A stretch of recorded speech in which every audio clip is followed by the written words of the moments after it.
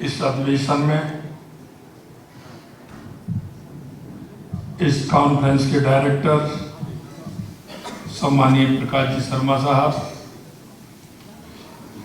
Senior advocate सम्मानीय संजय झवर जी, Jaipur branch के chairman Vishnu Agarwal जी, Jaipur branch के सेक्रेटरी अंकुर गुप्ता जी, और मैं मेरे सामने बहुत ही हमारे सीनियर, ज्येष्ठ और श्रेष्ठ और आर्थिक जगत की वो युवा शक्ति, राजस्थान की नहीं, ये देश की युवा शक्ति है। इस युवा शक्ति को मैं प्रणाम करता हूं।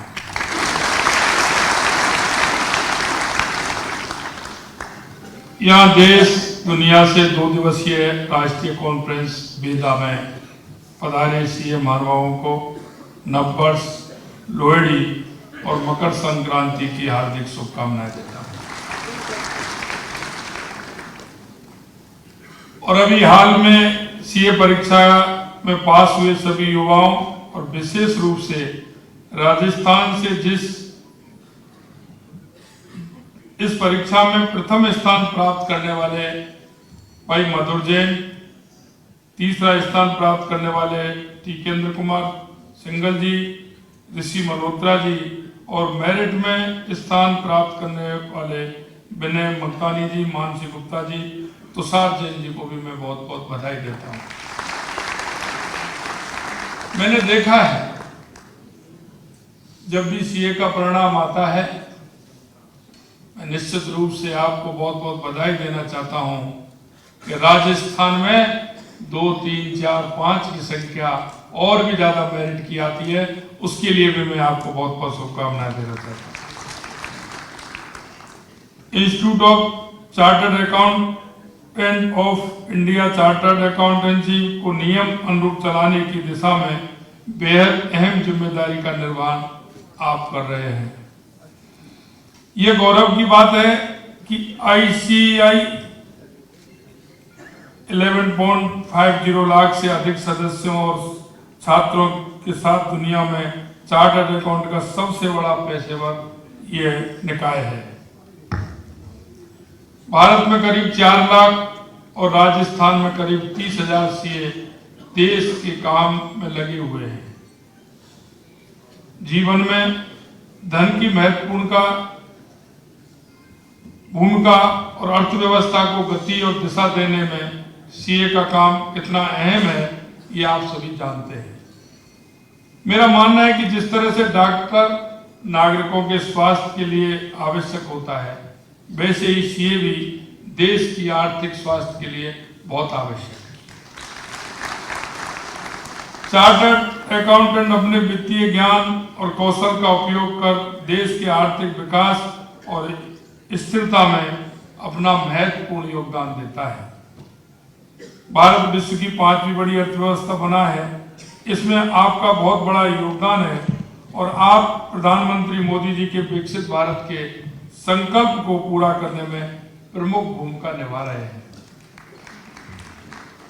आप व्यवसाय और सरकारों को ये समझाने में मदद करते हैं, व्यवसायी और सरकार को समझाने में ये मदद करते हैं कि अर्थव्यवस्था कैसी चल रही है और किस तरह वित्तीय प्रदर्शन में सुधार किया जा रहा है। आप व्यवसाय और व्यक्तियों को करों से जुड़ी हिदायत देते हैं, जिससे करों से जुड़े कानूनों की पालना भी होती है। व्यवसाय में तो हर कदम पर आपके साथ की जरूरत पड़ती है। आंतरिक नियंत्रण प्रणालियों की स्थापना और समीक्षा आप लोग ही करते हैं। आप अपनी मेहनत व शिक्षा के साथ इस मुकाम पर पहुंचे हैं। अब आपका कर्तव्य भी है कि आप अब देश के बारे में सोचें और विचार करें। आप इस सेमिनार में जो विचार विमर्श करेंगे वह राज्य व देश के हित में सकारात्मक भूमिका होगी। तेजी से बदलती दुनिया, खासतौर पर टेक्नोलॉजी में नए बदलावों के साथ आपका पेशा भी लगातार बदल रहा है। इन बदलावों से पैदा होने वाली चुनौतियों का सामना करने और अपने पेशेवर कौशल को निरंतर परिष्कार करने के लिए आपसी ज्ञान को साझा करने वाले ऐसे सम्मेलन बहुत ही उपयोगी होते हैं। सीए के पेशे को उन्नत बनाने में दुनिया के किसी भी कोने में कुछ नया और महत्वपूर्ण हो रहा है, वो ऐसे मंचों से पूरे सीए की बराबरी में पहुंचाया जा सकता है। मुझे विश्वास है आप अपने कौशल और ज्ञान का उपयोग समाज को बेहतर बनाने में निरंतर करेंगे। मुझे उम्मीद है कि इस आयोजन से लेखांकन में हो रहे बदलावों को समझने में मदद मिलेगी। प्रदेश हित में वित्तीय प्रबंधन रोडमैप के संबंध में अगर आप कुछ सुझाव देना चाहें तो उनका स्वागत है। इस सम्मेलन के माध्यम से देश हित और समाज हित में नए विचारों का मंथन होगा। मैं आयोजनकर्ताओं को शुभकामनाएं देता हूं। मैं आज क्योंकि युवा दिवस है और युवा दिवस स्वामी विवेकानंद जी के बताए हुए रास्ते पर हम सभी आपको प्रेरणा देता है। मैं आपको बताना चाहता हूं कि स्वामी विवेकानंद जी ने 1893 में कहा था कि 21वीं सदी भारत की होगी। मैं विशेषकर आप सभी साथियों से कहना चाहता हूं कि जो स्वामी विवेकानंद जी ने 1893 में किया वो आपने करके दिखाया कि उठो जागो और इस देश दुनिया पर छा जाओ। 21वीं सदी भारत की होगी, क्योंकि आपने राजस्थान ही नहीं, जैसा कि मैंने आपके वक्तव्य में भी सुना है, राजस्थान के अलावा देश में और देश के अलावा इस दुनिया में अगर कहीं परचम फहराया है तो आप लोगों ने इस भारत माता का परचम फहराने का काम किया है। इसके साथ साथ मैं आपसे एक और निवेदन मैं करना चाहता हूं, क्योंकि आपको बहुत अनुभव है। मैं देख रहा हूं पुराने सीए साहब मेरे सामने बैठे हैं, काफी लोगों को मैं नाम से भी जानता हूं। युवा पीढ़ी हमारी आगे काम करने के लिए आ रही है।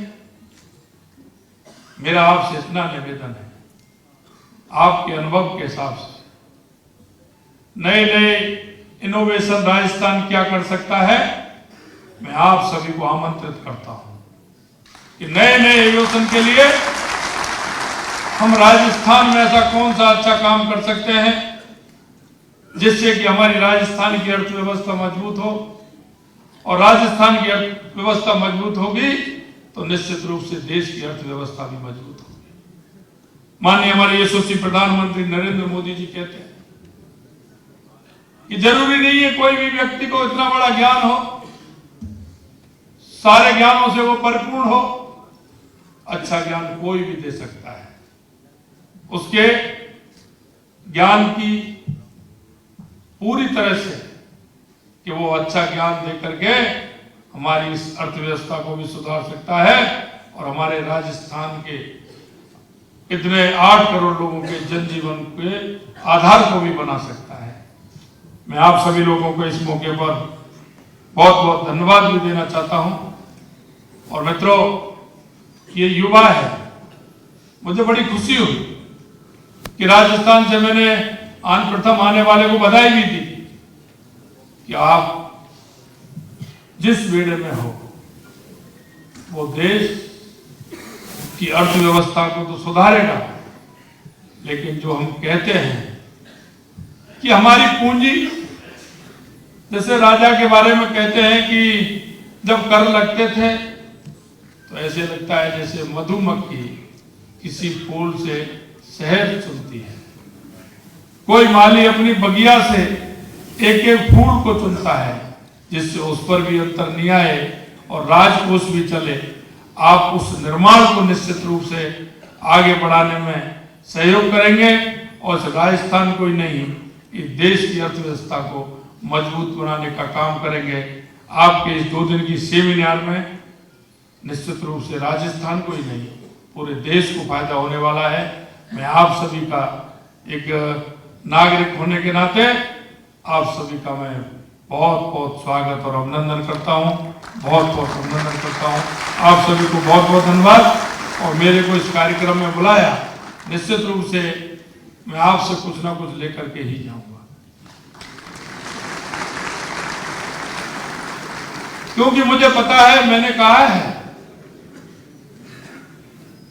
कि आपके जो नए नए इनोवेशन हैं निश्चित रूप से आप देंगे और हमारी सरकार निश्चित रूप से उनको पूरी तरह से आगे राजस्थान के लिए नहीं, राजस्थान के आवाम के लिए उनको ठीक प्रकार से उपयोग मिलेगी। इस आशा और विश्वास के साथ आप सभी को बहुत बहुत धन्यवाद। सभी को नमस्कार। जय हिंद, जय भारत।